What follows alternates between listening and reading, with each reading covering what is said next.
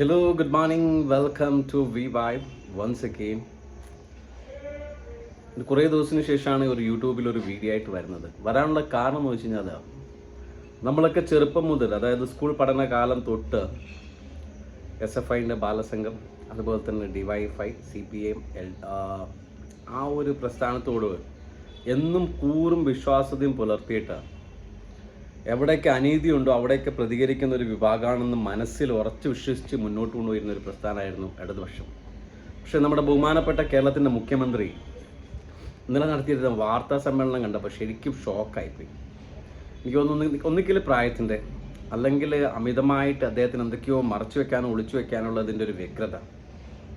അല്ലാതെ ഒരു ബഹുമാനപ്പെട്ട കേരളത്തിൻ്റെ മുഖ്യമന്ത്രി സഖാവ് പിണറായി വിജയൻ ഇടതുപക്ഷത്തെ പ്രസ്ഥാനത്തിനും ഇന്ന് കാണുന്ന CPM എന്നുള്ള പ്രസ്ഥാനത്തിൻ്റെ കെട്ടുറപ്പിന് വേണ്ടിയിട്ട് പ്രയത്നിച്ച ആ പ്രയത്നത്തെ വിലകുറിച്ച് കാണുകയല്ല, അദ്ദേഹത്തെയൊക്കെ രാഷ്ട്രീയത്തിലെടുത്തിരിക്കുന്ന തീരുമാനവും ഇച്ഛാശക്തിയും കൊണ്ട് മാത്രമാണ് ഇന്നും നമ്മുടെ ഇടതുപക്ഷം എന്നുള്ള പ്രസ്ഥാനം കേരളത്തിൽ നിലനിന്നു പോകുന്നത്.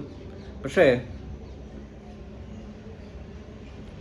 അദ്ദേഹത്തിൻ്റെ ഈ കഴിഞ്ഞ കുറച്ച് ദിവസത്തെ പത്രസമ്മേളനം കാണുമ്പോൾ തീർച്ചയായിട്ടും ഇടതുപക്ഷ അനുഭാവികൾക്ക് പോലും ഒരിക്കലും അക്സെപ്റ്റ് ചെയ്യാൻ പറ്റാത്ത രീതിയിൽ ഒരുതരം വ്യക്തിവൈരാഗ്യം തീർക്കുന്ന രീതിയിലുള്ള പ്രസംഗങ്ങളും.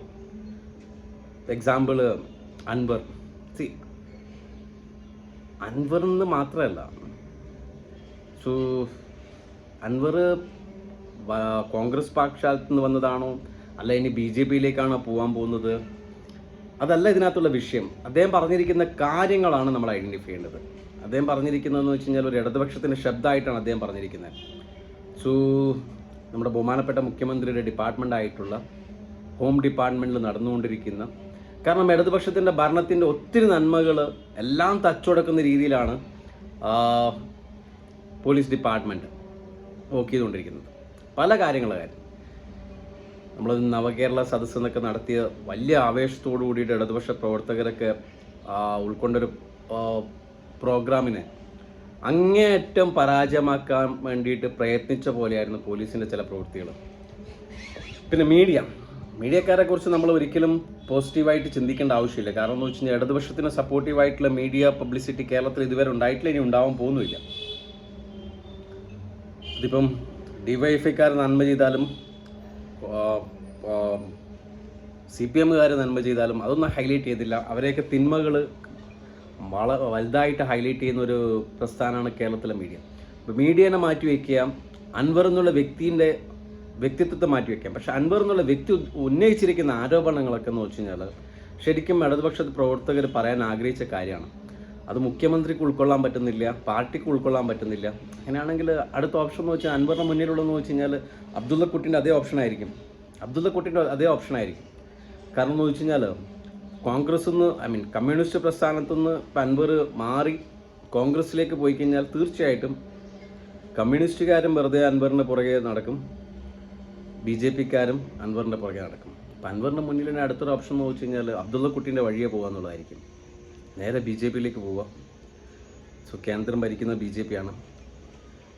ഇപ്പോൾ കേരളത്തിൻ്റെ ബഹുമാനപ്പെട്ട മുഖ്യമന്ത്രിയോട് പ്രായത്തിൻ്റെതാണെങ്കിലും അല്ലെങ്കിലും അങ്ങ് ഈ പ്രസ്ഥാനത്തിന് വേണ്ടി സഹിച്ച കഷ്ടപ്പാടുകളും പ്രവർത്തന രീതിയും അങ്ങയുടെ ഇച്ഛാശക്തിയും കൊണ്ട് മാത്രമാണ് ഇടതുപക്ഷം ഇത്രത്തോളം മുന്നോട്ട് പോയത്.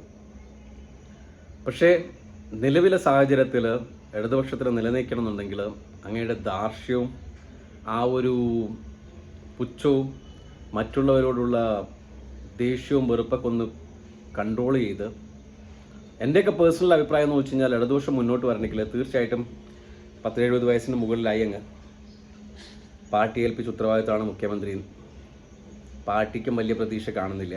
ഈ പോക്ക് പോവാണെങ്കിൽ അടുത്ത പ്രാവശ്യം ഇടതുപക്ഷം ഭരണത്തിൽ വരാൻ സാധ്യതയില്ല.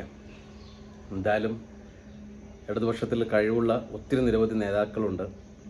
എക്സാമ്പിൾ, കേരളത്തിൽ ആദ്യമായിട്ട് ഒരു വനിതാ മുഖ്യമന്ത്രിയൊക്കെ ഉൾക്കൊള്ളിച്ചുകൊണ്ട് ശ്രീമതി ടീച്ചറെയൊക്കെ മുഖ്യമന്ത്രിയാക്കിയിട്ട്, ശ്രീമതി ടീച്ചറല്ല കേട്ടോ, ശൈലജ ടീച്ചറെയൊക്കെ മുഖ്യമന്ത്രി കസേലയ്ക്ക് ഇരുത്തിയിട്ട് ഒരു പരിഷ്കാരമൊക്കെ നടത്തി മുന്നോട്ട് വരികയാണെങ്കിൽ ഇടതുപക്ഷത്തിന് വീണ്ടും ഒരു അവസരം കൂടി കിട്ടാനുള്ള സാധ്യതയുണ്ട്. അല്ലാതെ സ്വന്തം ഡിപ്പാർട്ട്മെൻറ്റിനെ കുറിച്ച് പറയുന്ന ഒരു കോൺഗ്രസ്സുകാർ, പാർട്ടിക്കെതിരെ ശബ്ദിക്കുന്നത് സംഘികൾ, ഈ ഒരു ലേബിളിലേക്ക് എല്ലാവരെയും കോൺഗ്രസും സംഘി അയക്കുന്ന പിന്നെ കേരളത്തിൽ കമ്മ്യൂണിസ്റ്റ് പ്രസ്ഥാനം ഉണ്ടാവില്ല. ഇപ്പം തന്നെ സോഷ്യൽ മീഡിയ ആക്ടിവിറ്റീസ് നോക്കിയാൽ മതി.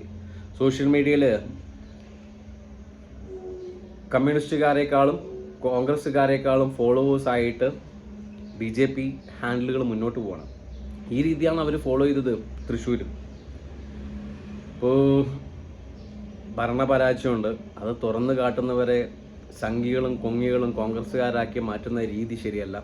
ഇത്ര ദിവസമായിട്ട് സൈബർ സഖാക്കളായിട്ടുള്ള ഒരു കമ്മ്യൂണിസ്റ്റുകാരും അൻവറിനെതിരെ ഒരു അക്ഷരം പോലും എഴുതിയിട്ടില്ല. കാരണം എന്ന് വെച്ച് കഴിഞ്ഞാൽ, എഴുതാതിരിക്കാനുള്ള കാരണം എന്ന് വെച്ചാൽ അൻവർ പറഞ്ഞതിൽ കാര്യമുള്ളത് കൊണ്ടാണ്. പക്ഷെ ഇന്നലെ ക്യാപ്റ്റൻ രംഗത്തിറങ്ങിയതിന് ശേഷം നമ്മുടെ ആ ഒരു സ്ട്രാറ്റജിയൊക്കെ മാറുകയാണ്. ഇന്ന് തൊട്ടിട്ട് എനിക്ക് തോന്നുന്നു വെച്ചാൽ അൻവറിനെതിരെ കൊലവിളിയും അശ്ലീലവും അൻവറിൻ്റെ ചാരിത്ര പ്രസംഗമൊക്കെ ആയിട്ട് അൻവറിനെതിരെ കൊലവിളിക്കാൻ വേണ്ടിയിട്ട് സൈബർ സഖാക്കൾ രംഗത്തിറങ്ങും. സഖാക്കളെ അരുത്, അൻവറിനുള്ള വ്യക്തിനെ വിട്ടേക്ക്. അൻവർ പറഞ്ഞിരിക്കുന്ന ആശയങ്ങൾ ഉൾക്കൊള്ളുക, അൻവർ പറഞ്ഞിരിക്കുന്ന കാര്യങ്ങൾ ഉൾക്കൊള്ളുക. തീർച്ചയായിട്ടും അൻവർ പറഞ്ഞിരിക്കുന്ന ഇടതുപക്ഷം നിലനിൽക്കണം എന്നുള്ള ആഗ്രഹത്തോടു കൂടിയിട്ട് കേരളത്തിലെ ചില ഡിപ്പാർട്ട്മെൻറ്റിൽ നടക്കുന്ന ഒരു കൺട്രോളില്ലായ്മയെക്കുറിച്ച് തുറന്നു കാണിക്കാൻ വേണ്ടിയിട്ടാണ്. അപ്പോൾ അത് മുൻകൂട്ടി കണ്ട് മാത്രം അൻവറിനെതിരെ പ്രതികരിക്കുക എന്നുള്ളത് ഒരു റിക്വസ്റ്റാണ് എനിക്ക് പറയാനുള്ളത്.